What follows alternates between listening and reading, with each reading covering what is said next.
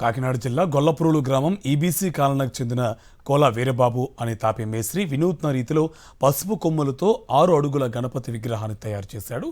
ఆలయ కమిటీ సహకారంతో 6 ఏళ్లుగా విభిన్నమైన విగ్రహాలను తయారు చేసి వచ్చిన భక్తులతో ఔరా అనిపిస్తున్నాడు. సుమారు 2 నెలలు శ్రమించి 6 కిలోల తేనె మైనం, అలాగే మట్టి, గడ్డి, 9 కిలోల పసుపు కొమ్ములు వినియోగించి విగ్రహాన్ని తయారు చేశాడు.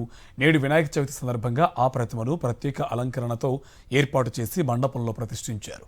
పర్యావరణానికి హాని కలిగించని విగ్రహాలు తయారు చేయాలనే సంకల్పమే ప్రతి ఏటా గణనాథుని విగ్రహాల తయారీపై దృష్టి పెట్టేలా చేస్తుందన్నారు తాపి మేస్త్రి వీరబాబు.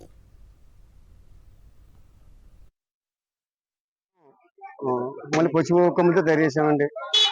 అయితే పర్యావరణాన్ని కాపాడినాకేనండి ప్రతి సంవత్సరం ఏదో ఐటమ్ అండి, ఏదో కొత్త మోడల్ కొత్తగా తయారు చేద్దారని మేము మా కమిటీ పెద్దలు మేము అనుకునండి తయారు చేస్తామండి. ఇంచులో ఒక 15,000 18,000 వద్దండి ఒక బొమ్మకి. ఇందులో అయితే రుద్రాజపోతుల వినాయకుడికి అయితే 18,000 ఉందండి, దీనికి 15,000 ఉందండి.